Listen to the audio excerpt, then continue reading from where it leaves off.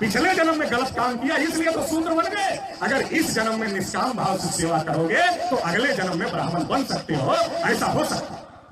तो हमारे पिछड़े वर्ग के लोग 1000 साल से सेवा कर रहे हैं, हजारों पीढ़ियां हमारी निकल गई सेवा करते करते करते करते, कोई ब्राह्मण नहीं बना। अब नहीं बना, आप कहोगे विकास जी इस जन्म का तो देख रहे हैं, अगले जन्म में ब्राह्मण नहीं बना, इसका सबूत क्या है आपके पास में? एक ही सबूत। पिछड़ों की संख्या कितनी है? 52%। अब 52% के लोगों ने निष्काम भाव से सेवा किया, अगर अगले जन्म में ब्राह्मण बन गए होते तो ब्राह्मण 52% नहीं हो गए होते। यादव पटेल मौर्य लोगों को पूछा पिएगा? बोले चमार के हाथ का कैसे पिएगा, वो तो अछूत है, अछूत के हाथ का कैसे पिएगा? हमने कहा जो छू नहीं सकता वो सेवा कैसे करेगा, थोड़ा आप ही समझाओ। जो छू ही नहीं सकता वो सेवा कैसे करेगा, आप ही समझाओ। बोले कुछ समझ में नहीं आ रहा, समझ में नहीं आ रहा। तो हमने कहा मैं समझाता हूं। नहीं समझ में आ रहा मैं समझाता हूं। मैंने कहा सेवा कौन करता था देख लो, थोड़ा समझाता। यादव जी दूध दही घी पैदा करने का काम करते थे, पंडित को देने का काम करते थे। मौर्य जी सब्जी भाजी देने का काम करते थे, कुर्मी जी अनाज देने का काम करते थे, माली जी फूल देने का काम करते थे, और बढ़ई लोहार खटिया मचिया बनाने का काम करते थे, नाई लोग दाढ़ी बनाने का काम करते थे, कहार लोग डोली धोने का काम करते थे, प्रजापति लोग बर्तन बनाकर देने का काम करते थे। हमने कहा ये सारी जातियां आज की तारीख में कहाँ है? बोला है तो सब ओबीसी है। तो हमने कहा सेवा कौन कर रहा था? बोले यही कर रहे थे। तो हमने कहा सेवा करने वालों को ब्राह्मणों ने क्या कहा? बोले शूद्र कहा। हमने कहा अभी शूद्र कौन है? बोले हम ही लोग। तो पिछड़े वर्ग के लोगों को ये बात समझना जरूरी है। मैंने नहीं बनाया, किसी ने बनाया नहीं, ब्राह्मणों ने बनाया। और ये बात क्यों बता रहा हूं? हमारा दोस्त कौन है, हमारा दुश्मन कौन है, जब तक ये क्लियर नहीं होगा आप लड़ाई नहीं लड़ सकते। जो पिछड़ा वर्ग शासक था उसे शूद्र बनाया। और पिछड़े वर्ग के लोगों ने पूछा पंडित जी ये सेवा करने से क्या मिलेगा? कहा क्या मिलेगा? निष्काम भाव से सेवा करो। निष्काम भाव से सेवा का क्या मतलब है? कहा सेवा करो, इसके बदले में कोई उम्मीद मत करो।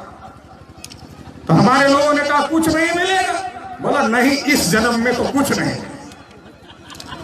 तो बोला अगले जन्म में? हाँ बोला अगले जन्म में ऐसा हो सकता है कि तुम भी ब्राह्मण हो जाओ, ऐसा हो सकता है।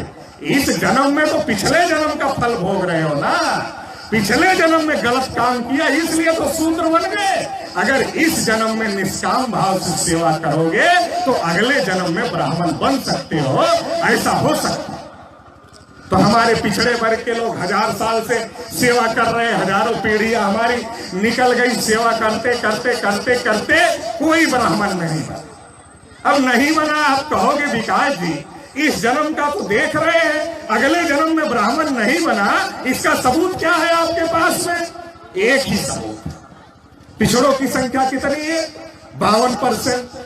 अब 52% के लोगों ने निष्काम भाव से सेवा किया, अगर अगले जन्म में ब्राह्मण बन गए होते तो ब्राह्मण 52% नहीं हो गए होते, वो तो 3.5% ही है। तो सबूत है कि वो ब्राह्मण नहीं बने, वो शूद्र के शूद्र ही रह गए। ब्राह्मणों ने पिछड़े वर्ग को शूद्र बनाया, पिछड़े वर्ग को अधिकार वंचित करने का काम ब्राह्मणों ने किया। ये बात ज्योतिबा फुले जानते थे, ये बात छत्रपति साहू महाराज जानते थे, ये बात पेरियार रामास्वामी नायकर जानते थे, ये बात बाबा साहब अम्बेडकर जानते थे, ये बात जगदेव बाबू कुशवाहा जानते थे, डॉक्टर रामस्वरूप वर्मा जानते थे, पेरियार ललई सिंह यादव जानते थे। ये जो हमारे महापुरुष थे, ये महापुरुष हमारे इन बातों को जानते थे, इसीलिए इन लोगों ने अपनी लड़ाई अलग रखा।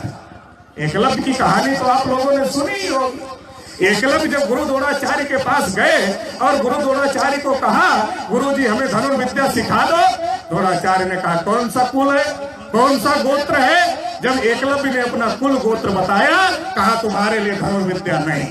जैसे पता चला ये पिछड़े वर्ग का आदमी है, कहा तुम्हारे लिए धनुर्विद्या नहीं है। एकलव्य ने स्वतः अभ्यास किया, स्वतः प्रयास किया, सबसे बड़ा धनुर्धर बन गया। और जब सबसे बड़ा धनुर्धर बन गया, अर्जुन द्रोणाचार्य के पास में गए, कहा गुरुजी जो विद्या उसको आती है वो विद्या तो आपने हमको नहीं सिखाई। द्रोणाचार्य ने कहा मुझे जितना आता था मैंने सब तुमको सिखा दिया है, जो उसको आती है वो तो मुझे भी नहीं आती। ब्राह्मणों ने सोचा ये तो एकलव्य इतना बड़ा धनुर्धर पैदा हो गया, एक धनुर्धर पैदा हो गया, ये हजारों लाखों धनुर्धर पैदा करेगा, और अगर हजारों लाखों धनुर्धर पैदा हो गए तो क्या होगा, ये मूल निवासी समाज गुलाम नहीं रहेगा, आजाद हो जाएगा। आजाद नहीं होना, आजाद नहीं होना चाहिए, इसलिए छल किया, कपट किया और एकलव्य का दाहिने हाथ का अंगूठा कटवा लिया। आज नहीं कट रहा क्या? आज भी कट रहा, पता नहीं चल रहा है। आपका बच्चा जब यूनिवर्सिटी में जाता है, कॉलेज में जाता है, थ्योरी में टॉप कर लेता है, मगर प्रैक्टिकल में उसे सबसे कम नंबर दिया जाता है। ये 13 पॉइंट रोस्टर क्या है? आप कितनी भी योग्यता हासिल कर लो मगर अंगूठा तो काट ही लिया जाए। क्या यही है? कितने योग्य हो जाओ आपकी नियुक्ति नहीं होने वाली है, अंगूठा काट लिया जाए। अभी प्रोफेसर साहब बैठे हुए, आपके लड़के आईएएस में क्वालिफाई हुए थे, क्रीमी लेयर के नाम पर नियुक्ति रोक दी। आप पढ़ लो, योग्य हो जाओ, मगर आपको नहीं रखा जाए। ये हालात है, आज भी अंगूठा कट रहा है। ये आरक्षण सवर्ण आरक्षण क्या है? ये सवर्ण आरक्षण नहीं है, वास्तव में ब्राह्मण आरक्षण है। सवर्ण के नाम पर क्षत्रिय और वैश्यों को भी ब्राह्मण मूर्ख बना रहे हैं, उन्हें भी संख्या के अनुपात में नहीं दे रहे और उनका हिस्सा भी डका रहे। जब पिछड़े वर्ग के लोग कह रहे थे कि हमको 52% दो, तो यही ब्राह्मण लोग कहते थे अरे 50% की सीलिंग है, ज्यादा कैसे दिया जा सकता है? आज 50% की सीलिंग नहीं है क्या? तो ये जो साथियों आज भी अंगूठा काटने का कार्यक्रम तमाम प्रकार से जारी है। और ये अंगूठा काटने का कार्यक्रम क्यों चल रहा है? क्योंकि आज भी भारत सरकार गेम टीचर को सबसे बड़ा पुरस्कार कौन सा पुरस्कार देती पता है? मास्टरों को पता होगा, सबको नहीं पता। द्रोणाचार्य पुरस्कार देती है।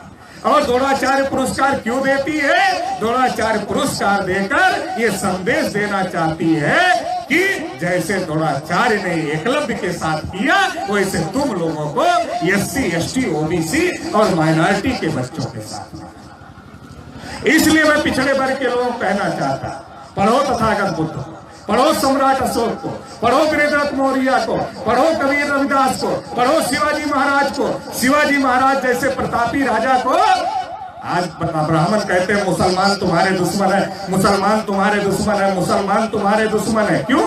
आज तो मुसलमान हमारे भाई हैं, वो तो हमारे खून के हैं, हमारे DNA के हैं, हमसे धर्म परिवर्तित है। लेकिन जब मुगलों का राज था वो हमारे खून के नहीं थे, हमारे DNA के नहीं थे, वो मुगल थे और विदेशी थे, विदेश से आए हुए थे। और शिवाजी महाराज उनसे लड़ाई लड़ रहे थे। और किस बात की लड़ाई लड़ रहे थे? भूमि पुत्रों का राज होना चाहिए, मूल निवासियों का राज होना चाहिए। जब शिवाजी महाराज लड़ाई लड़ रहे थे तब यही ब्राह्मण क्या कर रहे थे? तब यही ब्राह्मण मुगलों के साथ गलबहियां डालकर शासन चला रहे थे, प्रशासन चला रहे थे। शिवाजी महाराज के साथ नहीं खड़े हुए बल्कि मुगलों के साथ में खड़े। मोरोपंत पिंगले ने शिवाजी महाराज को जहर देकर उनकी हत्या किया था और शिवाजी महाराज के ऊपर कोई वार नहीं कर सका था। वार करने वाले का नाम था कृष्णा भास्कर कुलकर्णी, जो कि ब्राह्मण था। कोई मुगल उनके सर पर वार नहीं कर सका था। और इन सबके न साथ देने के बावजूद भी शिवाजी महाराज ने जब अपना राज स्थापित किया तो इन्हीं ब्राह्मणों ने कहा शिवाजी महाराज आप कुर्मी हो और कुर्मी वर्ण व्यवस्था में शूद्र होता है और शूद्रों को राजा बनने का अधिकार नहीं है, इसलिए आपका राज तिलक नहीं हो सकता। घूस पात लेकर, बहुत सारा रुपया पैसा लेकर बनारस का जो ब्राह्मण गया उसने पैर के अंगूठे से राज तिलक करके शिवाजी महाराज जैसे प्रतापी राजा का अपमान करने का काम किया। और इसीलिए शिवाजी महाराज ने भी ठान लिया और आदेश निकाला, तुम ब्राह्मण हो इसकी मैं परवाह नहीं करता, तुम्हें भी सजाओ। तो शिवाजी के वंशज है हम। हमें इतिहास पढ़ने की जरूरत है। हमारे पुरखों का इतिहास क्या है। पिछड़ा वर्ग अगर अपना कल्याण चाहता है, पढ़ना होगा तथागत बुद्ध को, पढ़ना होगा सम्राट अशोक को, पढ़ना होगा शिवाजी, साहू जी, ज्योतिबा फूले, पेरियार को। अगर नहीं पढ़ोगे आपका कल्याण नहीं हो सकता। पढ़ो, समझो, असली दोस्त दुश्मन की पहचान करो और लड़ाई लड़ो। इस बात को ज्योतिबा फूले जानते थे, इसलिए ज्योतिबा फूले ने अपनी आजादी का आंदोलन अलग रखा। जब अंग्रेजों के विरोध में आजादी का आंदोलन चला, हमारे लोग गांधी जी को जानते हैं, पिछड़े वर्ग के लोग ज्योतिबा फूले को नहीं जानते। पिछड़े वर्ग के लोग गाना गाते रहते हैं, दे दी हमें आजादी, बगैर खड़क बगैर ढाल और साबरमती के संत तूने कर दिया। गाना गाते रहते, पता ही नहीं है जब गांधी जी पैदा नहीं हुए थे तब 1848 में ज्योतिबा फूले ने हमारी आजादी की लड़ाई शुरू किया था। और ज्योतिबा फूले ने क्या कहा था, जब तक अंग्रेज भारत में है तुम्हारे पास अवसर है, तुम्हें ब्राह्मणों की गुलामी से आजाद। क्यों? ज्योतिबा फूले जानते थे अंग्रेज चले जाएंगे, ये ब्राह्मणों का राज आ जाएगा, क्योंकि ब्राह्मण अंग्रेजों से ज्यादा बदमाश है। और ये ज्यादा बदमाश कैसे है, कैसे कहा जा सकता है? ब्राह्मण अंग्रेजों को कहते हैं उन्होंने हिंदू और मुसलमान को लड़ाया, 2 टुकड़ों में बांटा। अगर 2 टुकड़ों में बांटने के लिए अंग्रेजों को बदमाश कहा जाता है, 6743 जातियों में बांटने के लिए ब्राह्मणों को कम से कम महाबदमाश को कहा जाना चाहिए। इसलिए ज्योतिबा फूले कहते थे ये महाबदमाश लोग हैं, अगर अंग्रेज चले जाएंगे ये हम जैसे कुनबी किसानों के साथ में समानता का बर्ताव नहीं करेंगे। इसलिए ज्योतिबा फूले नहीं गए आंदोलन में। साहू महाराज राजा थे। 1918 में जब साउथ बरो कमीशन आया, भास्कर राव जाधव ने विधिमंडल में आरक्षण की मांग की।